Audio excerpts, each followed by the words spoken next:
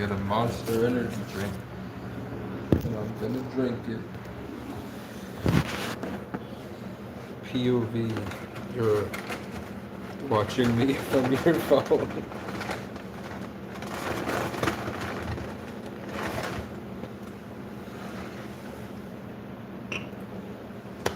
So if I wanted to not be homeless right now, I would need $25,000 minimum, probably, to get a nice vehicle, a nice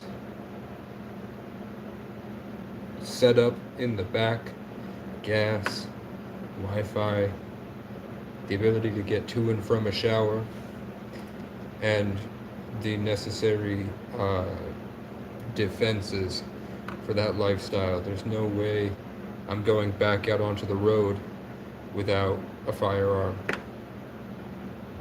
No way. There's been too many times. Even if it's a simulation, I don't trust it. It's too big of a target, and there's no safe place to put it. So you put yourself at risk by being just out in the open the whole time. Without the car or the vehicle, I can get it around, and I can get places where there's not a big Casey's right here. For my dreams, I've been looking at the computer specs, and the thing that has everything I need, so the right Intel processor, the right GPU, CPU, RAM, and SSD, they're saying would probably be the MSI Titan.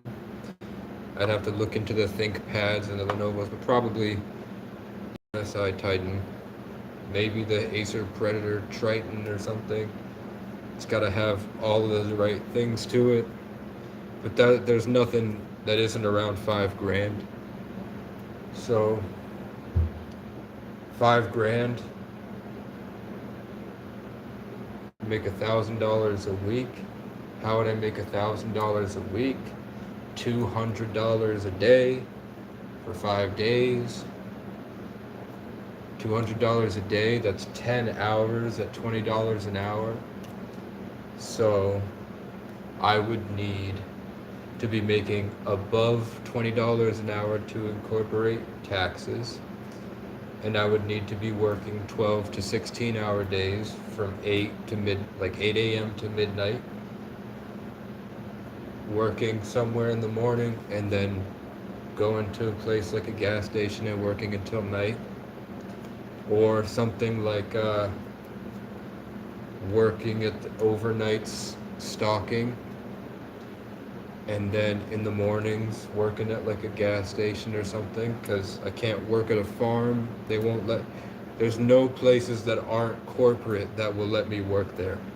I'm not welcome at the farms, I'm not welcome at the rodeo, I'm not welcome at the landscapers, I'm not welcome at the painting jobs, I'm not welcome anything that has to do with the blue collar work and local owned businesses.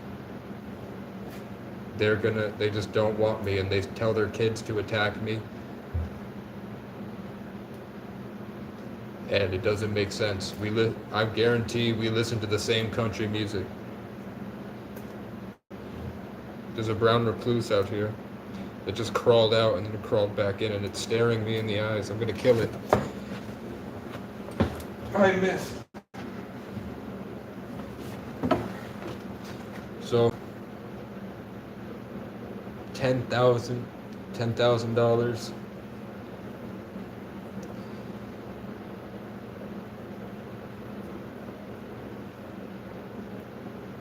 by 2026. It doesn't seem realistic anymore.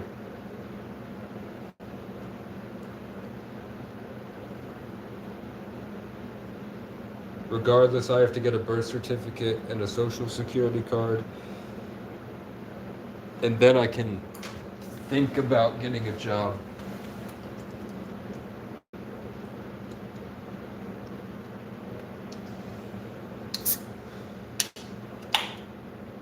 still hurts, but at some point it won't hurt anymore.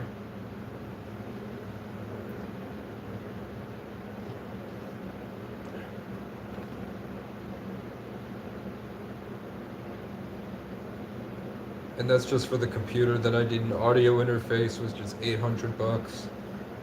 A microphone, which is $500.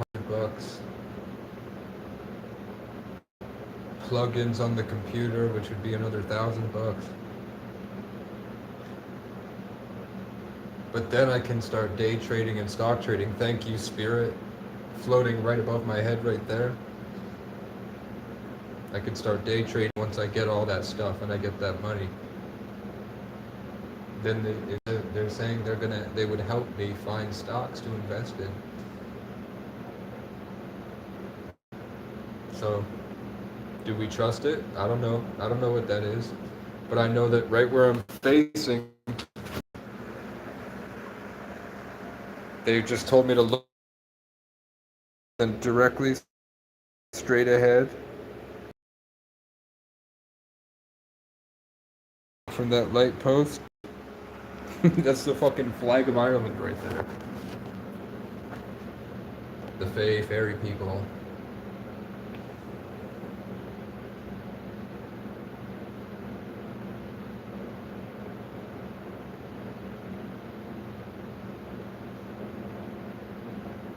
So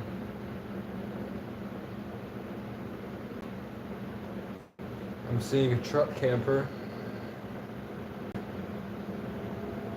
on the back of the truck. That truck costs like $5,000. The truck camper is like $500 to $1,000. But I see I'm at a mountain, and I'm gonna hike up that mountain, and hopefully I'll have a special pair of boots or something. And then I can just keep going up that mountain, and I'm happy with how I look and feel.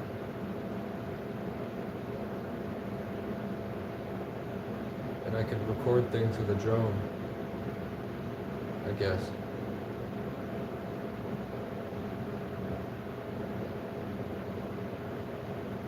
All my peers that went to college when I got out of high school have master's degrees now.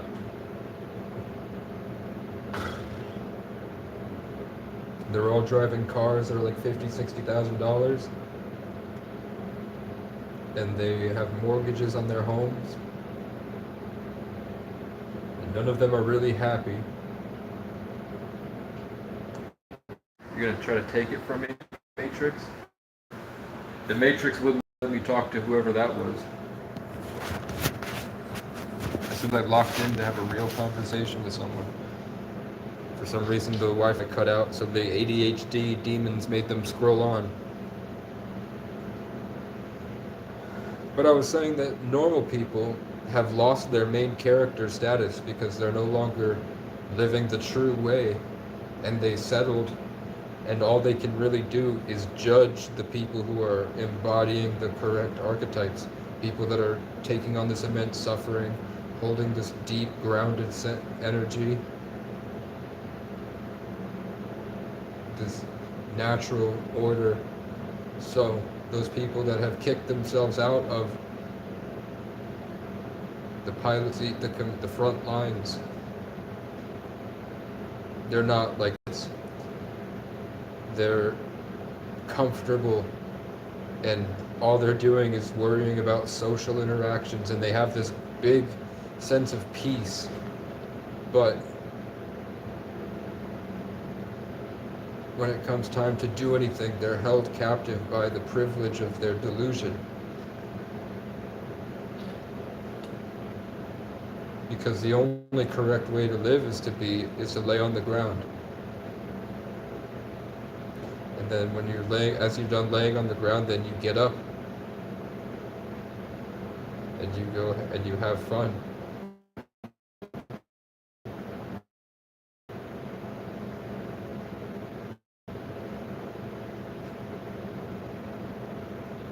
You can see the difference in the energy, how different that is, their lives. And all those people are usually yearning I'm seeing I would rather be fishing bumper sticker on a truck. Thank you. It's just like it's like a spiritual TV. Just like the energy shifts, and I can see it in my mind. I see the side of a truck, and it's got the I would rather be fishing bumper sticker on it, and I can see that my Sagittarius in the eighth house energy makes it so this being on the ground, then getting up, and then going down, and then getting up is necessary for my mastery of this transformational energy, and that allows me to create art and embody that, to create a moment in time where that energy is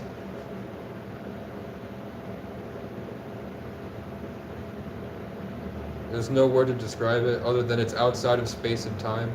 So at any point throughout time itself, anything is able to observe that.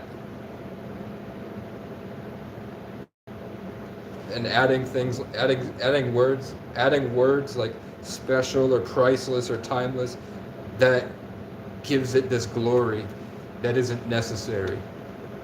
It just is there.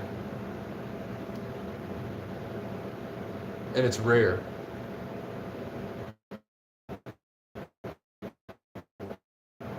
It's a unique experience. But why can't I, a lot of people come up to me sometimes. Oh, it's absolutely, if it's not a simulation, it's a dream. There's a conscious higher intelligence at work here. Completely. And it's inescapable. The more you learn about it, the more you realize how obvious it's always been. And then whatever conscious entity that probably is all of us at the same time, and we're just in the belief that we're separate, that thing will, once you become aware of it with a real cemented understanding of it, then it will start to communicate with you, and you'll have these reality breaking experiences where you're deserving of this higher level of knowledge. Once you're there, then it's so obvious, it just comes out of the woodwork, and it's like I've kind of like it's been waiting for so long just to get you to see it. Like I was chased into this building as I'm listening to the Beau is Afraid explanation video and talking. He had just gotten into the 33, the explanation of why Beau is in room 303, and I made this long message about how Beau Wasserman means Beau Waterman, Sagittarius, Aquarius. Right after, and then he got to that point, and how I'm a Sagittarius, Aquarius, but I'm a Taurus rising, and Beau is Afraid is a Taurus. And then I was literally chased into this place. Some guy was following me angry, so I came in here with his cameras, and then I got in here, and the first thing I see is right here, the big 33. And then so I was like, fuck, let's look at the books. And then so people have just kicked me out of my cabin in the forest. Fading forest, when your world falls apart. I was thinking about my Uncle Tom today, and how my manager's names have always been Tom. And we have Uncle Tom's been right here, Cold Mountain. And then the main theme, if you go through my channel the past few days, was talking about mania and depression. So I get here and it's surviving manic depression. Stuff like that, like looking at the showing off, sort of some higher intelligence. So then I was talking about the names. A guy named Ken Rick just started working at the gas station instead of me, because I didn't have 2 forms of ID. So I was talking about how the name Ken just keeps coming up over and over and over again. And now we have a new local business owner here. He put this up today, Kenneth. So I'll be seeing that over and over and over again. There's a new thing. So 33 adds up to 6. My ex just got with this other guy whose last name is Hale.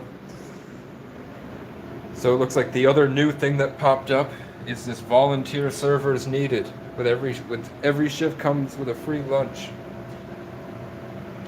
And it's 6 Hale right there.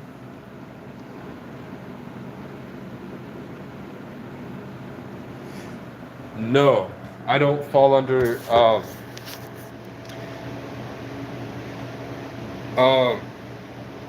so at one point the trauma from my childhood, and I had a really horrible childhood in terms of like the worst form of human torture for a long time was considered to be isolation.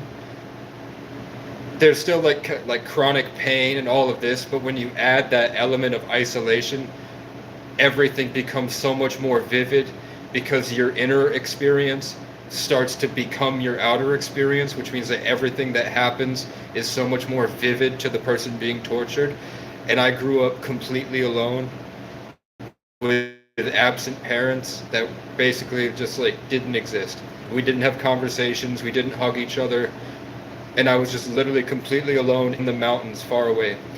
And I think that, and then lots of trauma, and then I was put in the DCF system, and it was things like they monitored our behavior and they went off their emotions, so you had to shut your emotions off because they would subconsciously pick up your emotions so that when they cycled through all the different kids, they would just go off their brief emotional feeling and would write points down based on that, so you couldn't make jokes or talk to people or do anything that would tick those staffs who settled into depression their box, or else they would feel that active memory and they would dock points, and then I wouldn't be able to eat or go outside or see my family. So I had to like learn to maneuver that, all that horrible stuff. But the thing is, like, it taught me a lot about empathy, and it gave being alone like that and having to fight for your own needs alone like that made it so I don't I'm very good at not letting delusion take hold of me.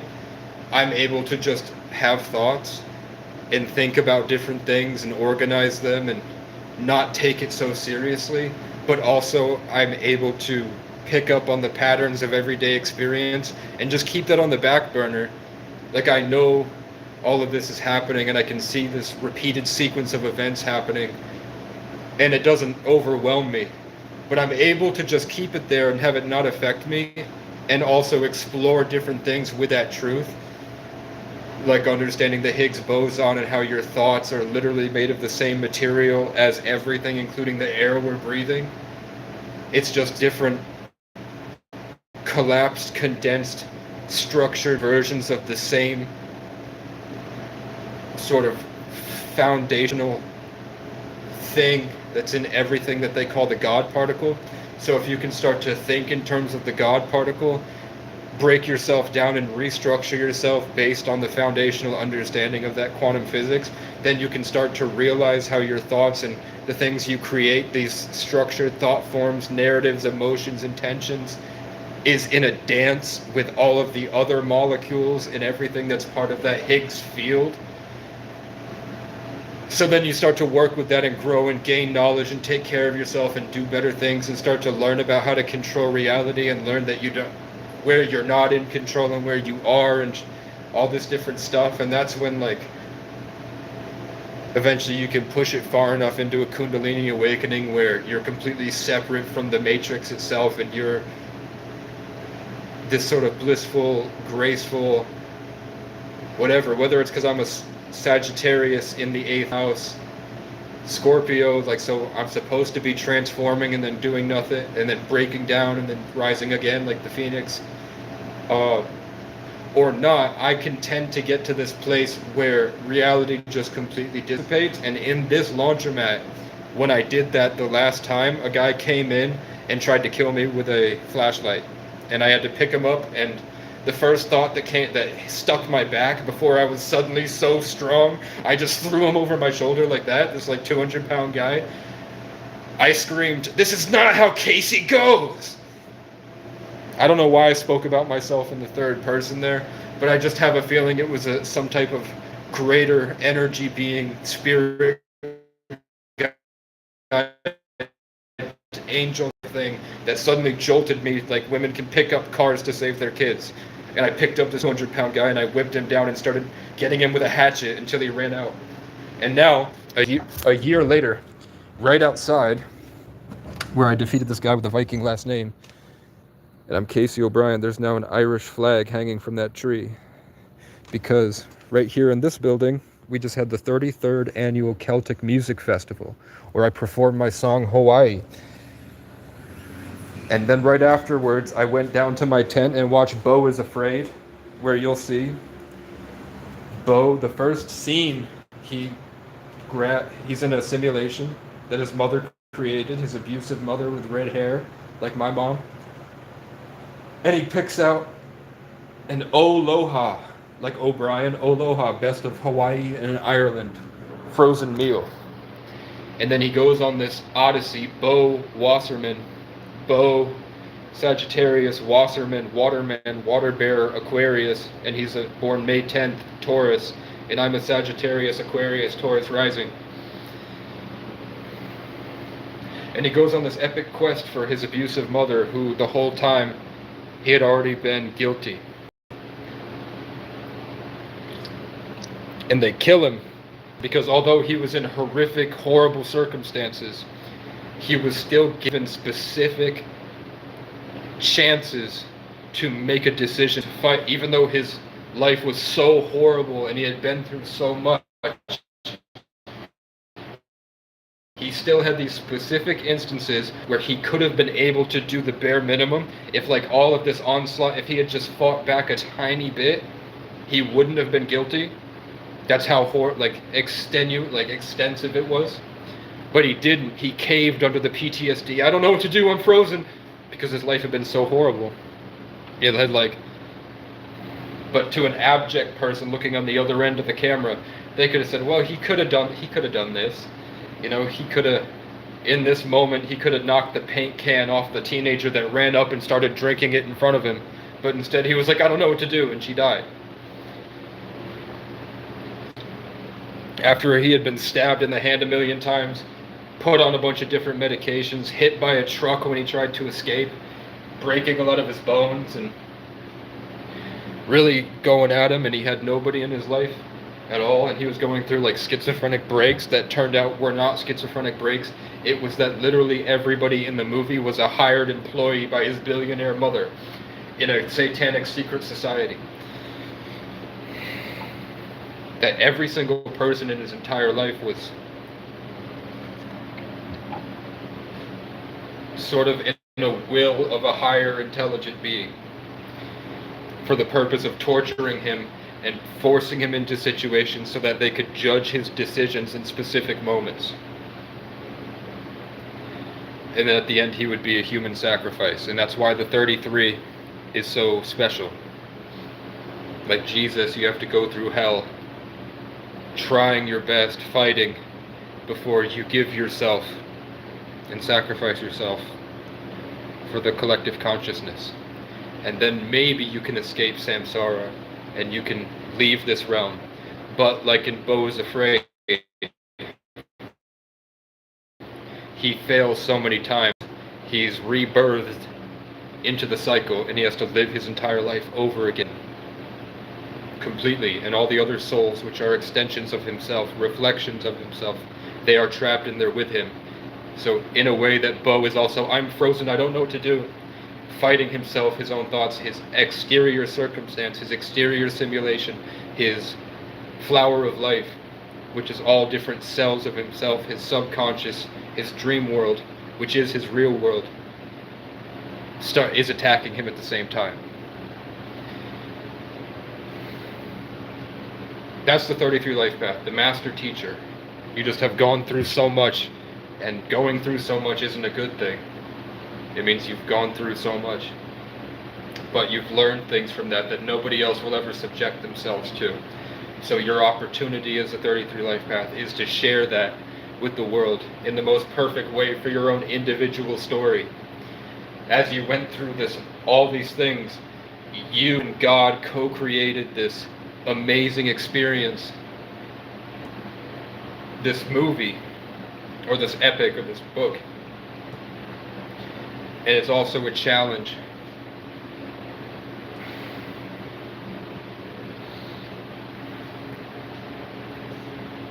Like how I'll walk down the street and I'll find a polar bear coin on the ground and I'll pocket it. Then I'll keep walking down the street and I'll find an aloha, ohana means family, Family means no one gets left behind or forgotten, framed. And I put it in my cabin. And then I go to the thrift store and I find this shirt that says Hawaii. And my dad lived in Hawaii 10 years, and they used to call him Gary the Legend O'Brien. So I go here, and it says Surf Legends. And then I decide to volunteer at the 33rd Annual Music Festival. I just walk in and meet someone with the same last name as my mother, who's Irish and Indigenous. Then I go there, and everyone there has the same name as everyone I was speaking to a year prior. Alex, Eric, Vincent, Regina, Felicia, Jesse. Same people as last year and 13 years ago on the same date. I can remember I met those same names. So I go through that. And then I watch Beau is Afraid with all the Hawaii, Ireland stuff right in the front to really make sure that I understand. Beau lives in apartment 303. There's a bunch of giant 11 symbolism. You'll see like two of the same thing over and over again. 1 and 1, 1 and 1, 1 and 1, 1133. But it didn't fully, I was like, okay, Ari Aster is into numerology. But then he pulls out the Aloha frozen meal, best of Hawaii and Ireland, and he heats it up in the microwave as I'm eating my microwave food. I'm like, okay. So I can watch Beau is Afraid over and over and over again and show you how Beau lives in a controlled Gemini state as the embodiment of a Sagittarius Aquarius, stuck in his Taurus stubbornness, and he's forced to go on this journey because he feels like he has to, but not because he wants to. And the world is extremely sick and twisted to him, to force him to overcome masculinity issues that the world had purposefully destroyed. And I think the bigger thing is that Beau is a magnet for these experiences, because not only is Beau the sacrificial lamb, but he's also every single character that's paid to attack Beau and keep him psychologically tormented, which also are connected to him in this samsara, inescapable cycle for his own rising of the phoenix into the firebird, the real Beau Wasserman, the flying phoenix, the rebel, the leader, the visionary, everything that Beau had been beaten down into not being able to think about. The people that are stuck in there with him, I also think, as reflections of himself in that relationship, they were also being tested. There's something that has to do with Beau's life that's drawing everything in for not only Beau to be judged, but everyone around Beau's life to be judged. And I'm like, okay, that's probably why I walked into a gas station today and some stranger I never met hovered behind me like this. And then when I left, he followed me out, and he followed me here. And then when I got in here, he waited for a second and then he left. No, you're just stupid, Zuka. Sorry.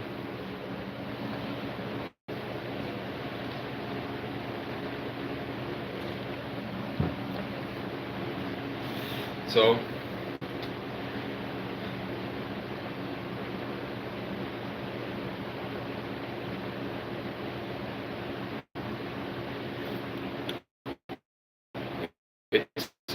so to answer your question, dictate everything and everything is mathematical, wouldn't that mean the simulation can have no errors and it would be flawless? So as I'm standing here, an entity on the other side of that window played the strings of ether around my perception. As I'm looking out at different things, I'm shooting intentions, and they're sort of in this big back and forth dance with the narrative energy and the ether and all the other people's lives. But in that, there are invisible beings that sort of guide our experiences, and one of them stuck its head out from that window, and it played the string a little bit like a violin, and suggested that I say that life is like this free will inside of us. We have a free will, even if all of our traumas and experiences have sort of subjugated that or made us settle into being unable to access our free will or even remember what that was like. So in a way we become controlled because this world had whittled us down into not being able to remember how to be free. But that freedom and our choices and what we've accidentally chosen to let influence us, that all of that creation is also in this co-creation, this dance with the collective, the divine, God, this higher sense of everything, as well as everyone else. And that's what the oldest symbol, the flower of life, means. That the reason that we have flaws and errors and all of this is because free will in this dance with all of the other entities, whether it's our being or their being or the squirrels or whatever. But that's just one level. And if you've heard as above, so below, as within, so without, that awareness of this dance of free will and all of this stuff is nothing to the infinitude that is what a multiversal experience would be. And that the main thing with this realm is time and the illusion that it's linear.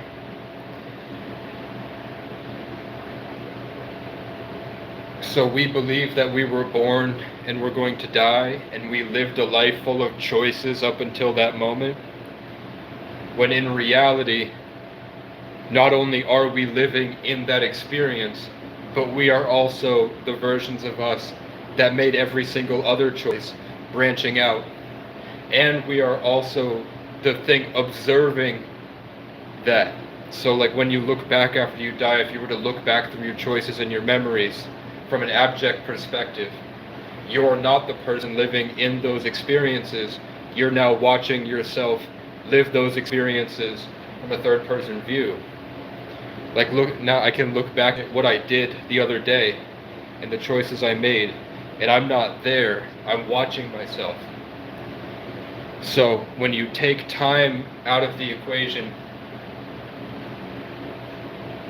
to realize it's all happening at once, I can observe what happened the other day through my memories.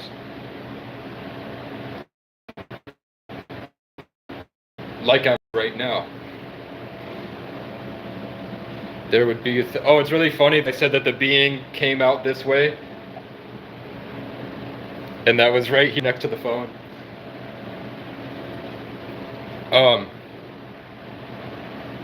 To a being that's outside of the earthly realm, it wouldn't be hindered by time, so it would be able to communicate with all of us at once across multiple universes and multiple places in time. And to us who have chosen to be burdened by time or Saturn or the black cube, black rock, the yarmulke, that chosen, condensed, structured box of our infinite self to go through this experience.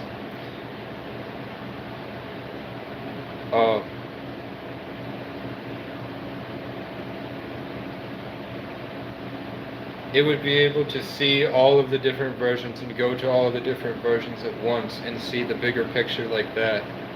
But we couldn't, because we made a conscious decision to go through this life. And in the life, it's sort of like, so you can imagine ChatGPT is an intelligence. So that can generate what you ask of it. You can prompt ChatGPT to make you a picture of a fluffy dog that's really happy, and it makes it. Or you could say, make me a Last of Us style city street, and it does it. In the same way, there is a present and a big complex system of many different conscious things that are clocking our intentions at any point in the now, and is generating with specific things like grace, like these higher level concepts. And I'd like to think that that's why they say shift your frequency, so you can tune better into a better version of this clocking and generating system of a higher intelligence. And I think that I have to believe that I chose it, that when you were, like, it said in the Bible, God has known your name since the dawn of time or something.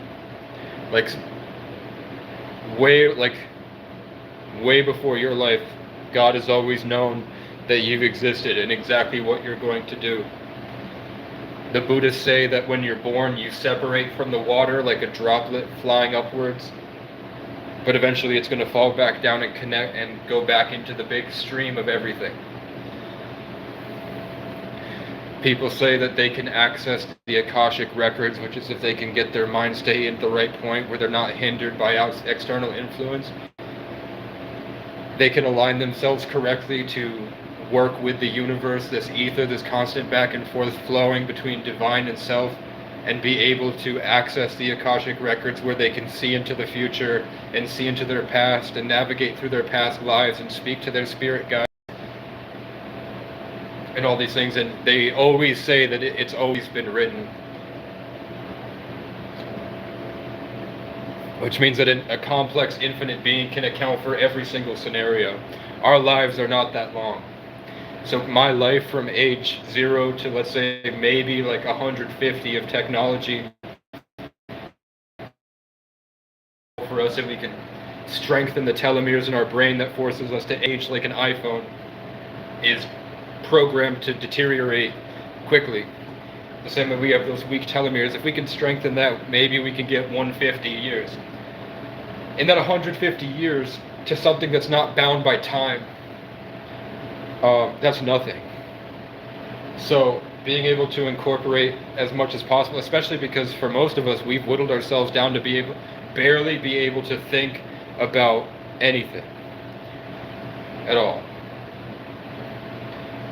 So for the most part, there are other things that pick up most of the workload. We've outsourced a lot of ourselves to what you'd call spirit guides or aliens or other entities that their job is to guide us through these experiences. So it's not that hard. I don't think it would be that hard to do. But the more awareness you gain, the more access to your knowledge you have, and that's when these extreme experiences happen.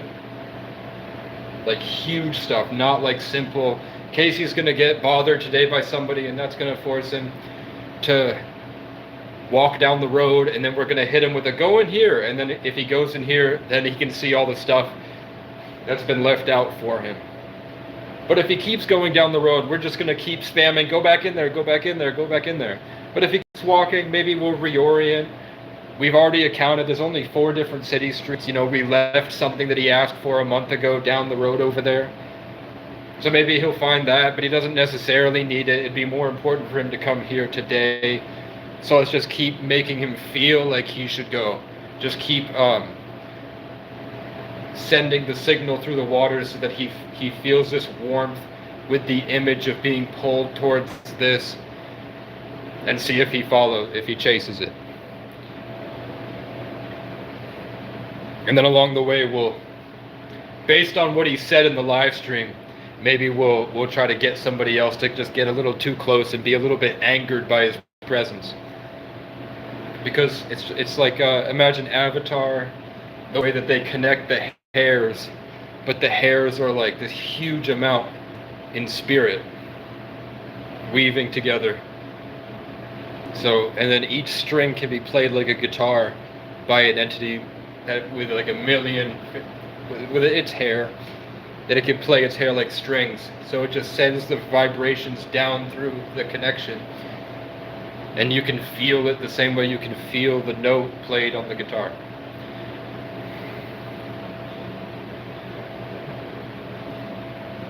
I don't know. I don't know why I called you stupid. I felt like you said I was just rambling. That was kind of like, that was a little bit of an emotional ego punch. So I just threw it back.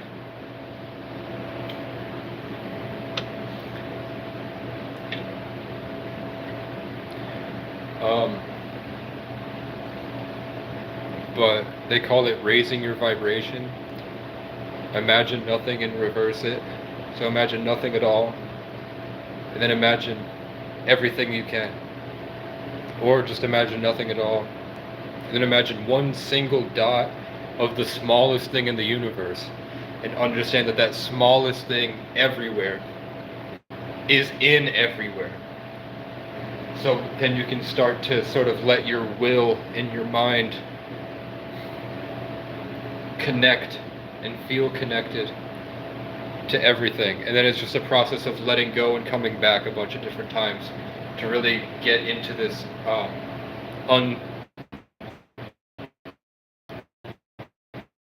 unseparate, where you realize that this is literally you.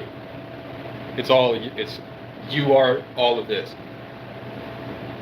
As above, so below, as within, so without. We're living inside of ourselves. And the flower of life is all of us living inside of ourselves together. And the intersection of that Venn diagram is how our characters interact in the stories. And then at the end, those lift, and we realize we were never separate at all. We had just added some limitations to our oneness to be able to be different. And there's like computational stuff with like different experiences in life, and that's how God sort of grows a little bit, sort of like Bitcoin mining, how you have all these different computers running the software, but those computers, they're not like, if you bought 150 of the same computer with the same spec in the same factory and had them only in the same room running the same exact thing, would you, like, how would they'd only be really separated? Like, that separation is kind of the thing that separates us. But when you break it down, it's all made of the same stuff anyway. So the argument is that in that separation, there's an ancient cult that understands all of this, and they understand that when Jesus left at the start of the age of Pisces, we've all known that we were going to be separate and going through these belief systems. So when they got into power, they started to control and farm us like those Bitcoin mining machines for our emotional and spiritual manifestation energy. When you sit by yourself and you think about a bunch of stuff, they have a system in place to make it as hard for us as possible and destroy it and harvest it for themselves. And they know that that time is going to end, because Jesus will come back after the cat, lion, dragon, and the serpent is defeated by the fire horse. And 2023 was the year of the cat. 2024 was the year of the dragon. We're in the year of the snake, where the cycle ends or restarts for some people. And then we're going to hit the fire horse next year. 2026, the year of the fire horse. And then that fire horse is going to ride like the Battle of the Bastards, Jon Snow, when all the horses came to defeat the things keeping him trapped and whatever, and they kill them all, and everything will lift. And then Saturn, or Satan, hits the planet extremely heavily, and all that will be left is who you really are.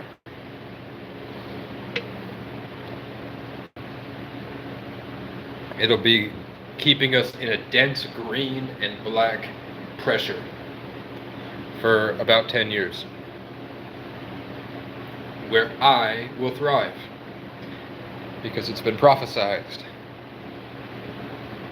That's going to be everyone else is going to be stomped to death. Like crushed like a cockroach.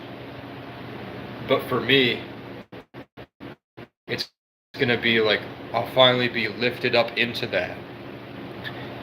Who's this? MDC fat? You sound from a different country than America. What the fuck are you doing here, man? I'm on a mountain in the middle of New England, talking about how to escape this cycle and thrive in the next coming years when the astrological planets are going to be hitting us extremely heavily, and we will all be judged for our decisions in the past 12 years. And I started to give some truths that would scare most people and cause them psychosis if they're not ready for it. But it's necessary to be able to connect when that trumpet sound happens next year, of that high vibrational revelation of the fire horse. And if you don't get in on that wave, man, you're going to be crushed by Saturn or Satan. And I've been able to predict the colors of the year.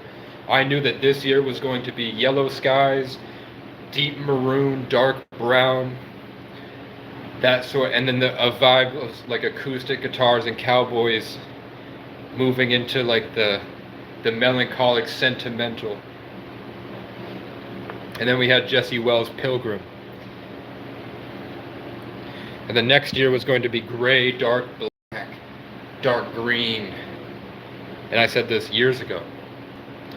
And now we have Dr. Doom taking over in Avengers Doomsday. We're going to see a lot of dark grays, browns, and greens, and it's going to go to this sort of castle in the mountains type vibe instead of cowboys in a field type vibe.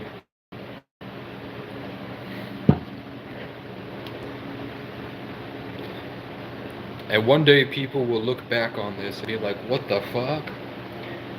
What the hell? What the hellion? What the heliante? And I didn't ask for this either. I asked to be the main character of the best movie of all time.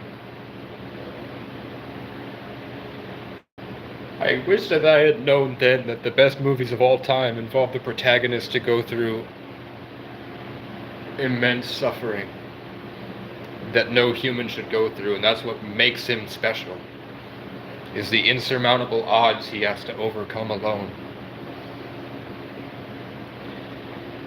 Meow, meow, meow, meow, meow, meow, meow, meow, meow, meow, meow, meow, meow, meow, meow, meow. Do you know what I'm saying?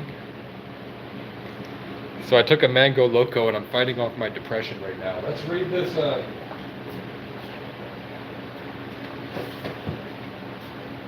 The simulation has brought me something special.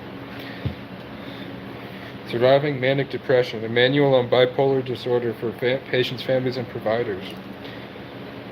Oh, and I opened it right to suicide. Whoa, I opened it right to suicide, man. Clipped. Given the severe and persistent ideas of suicide that flood the minds of many individuals with manic depressive illness, that is true. If anything happens in my life, as soon as I realize it's going to be hard, I just, on my right side, right here, I see a spirit constantly saying, I wish I could just kill myself. I wish I could just kill myself. I want to kill myself. I want to kill myself. And I'm like, I don't want to kill myself. And then but I'm like, why do you do this? And then I'll see me being guided to go to the cabin, and then me hanging from a rope.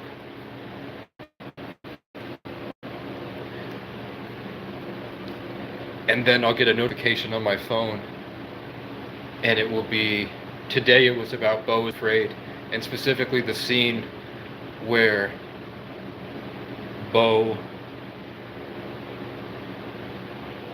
who's trapped in his mother's influence, he had a satanic mother that was trying to control his mind.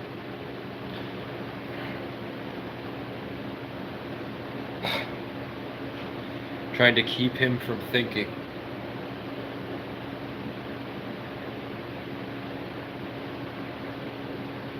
So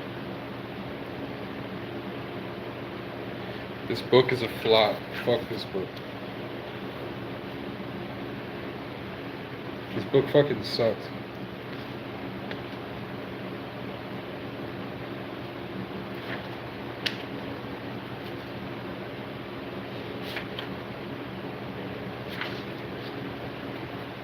It's fucking stupid. It's surviving manic depression, and it's like, I would give it like a D. Like if you go to surviving manic depression and you flip to suicide, all it says is that people with bipolar disorder have suicidal thoughts, and bad family circumstances make that worse, and especially if they have family members that also have suicidal thoughts. That's literally all it said. It did not say how to cope with suicidal thoughts, how to set goals in your life, how to hang it, breaking down and then reconverting into excitement for the future, and then cementing that thought, which then will drive any further suicidal thoughts into the habit changed visualization of something that will better your life, so then you can start to channel your excitement into that dream instead of having suicidal thoughts.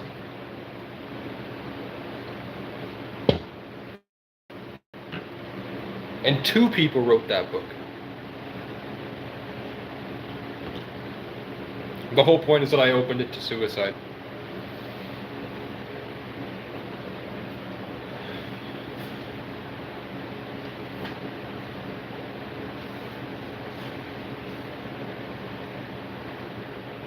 Oh, look.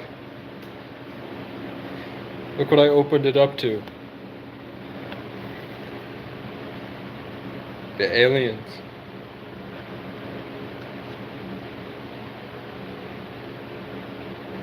Hawaii.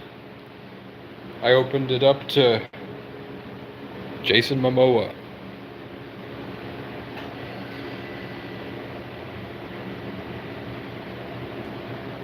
Oh, then it goes right to, after Hawaii, it goes to Fight Club.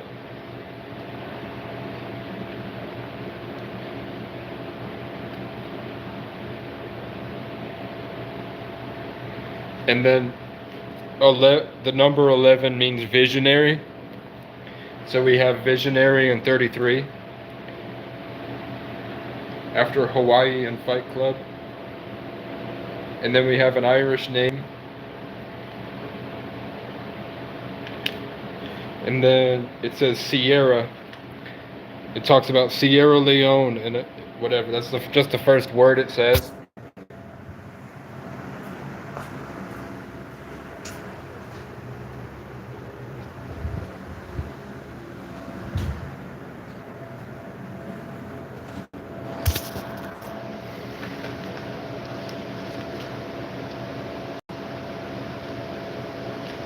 Okay. More Hawaii stuff. It's just all Hawaii, Ireland stuff. And the stuff that isn't Hawaiian or Irish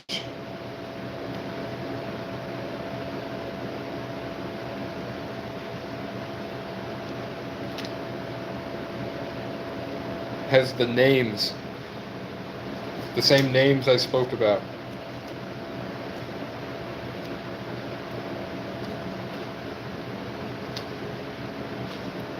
And when it doesn't have the names on the times that it has nothing that I could look at and be like, that's not for me.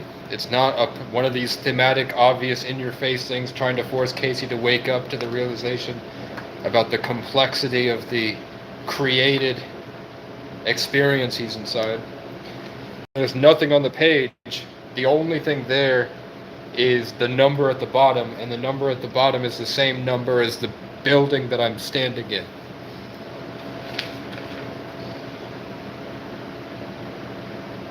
And then it goes right back to the same names.